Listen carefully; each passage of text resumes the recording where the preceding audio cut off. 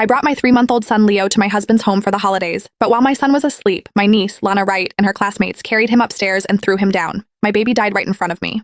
I lost my mind. I scooped him up and tried to rush him to the hospital, but it was already too late. He was gone before we ever made it there. Because my niece was still a minor, she barely faced any consequences. The court ordered her family to pay $800,000 in compensation, but my sister-in-law, Ariel Stone, wailed and screamed, accusing me of trying to drive them to their deaths. I cried until I felt like my heart had been torn apart. All I wanted was justice. But my husband, David Wright, and mother-in-law, Karen Bailey, only scolded me. Lana is just a child too. Are you really going to destroy her life just because your son died? I never got my revenge. In the end, grief and hatred hollowed me out. That winter, I died of a heart attack. When I opened my eyes again, I was back on the day of the holiday gathering. This time, I immediately called my parents and asked them to take my son away. But even then, my niece still threw a baby from upstairs. I had just sent my son away and stepped into my mother-in-law's courtyard when a loud crash exploded beside my ears. Bang! A baby, wrapped tightly in a blanket, slammed onto the stone tiles. I stood frozen, then slowly looked up. On the second floor, my niece shot me a defiant look before turning and running away.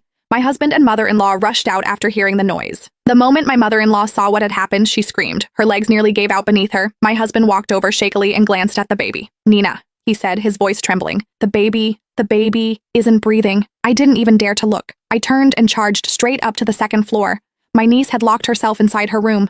I kicked the door hard. "Lana Wright, open the door. Who did you throw down there?" There was no answer from inside the room, but I could hear my niece laughing with her classmates. "Lana, what if they call the police? My mom won't hit me, right?" "She won't. It's not like we did it on purpose. Besides, the police don't arrest minors." Their fearless words stabbed into my ears like needles. I started shaking uncontrollably. I threw all my strength into kicking that wooden door. "Get out here.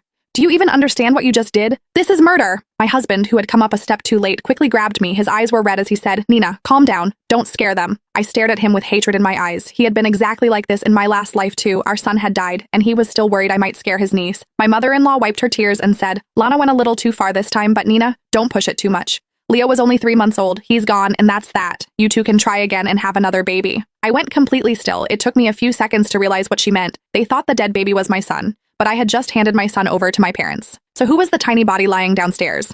My husband came upstairs and wrapped his arms around me. "Nina, I swear I'll get justice for Leo," he said. "But Lana is still young. She doesn't know any better." Before he could finish, I shoved him away. "What do you mean she doesn't know any better? If she's that clueless, why doesn't she jump herself?" Then I grabbed a chair and smashed it hard against the door.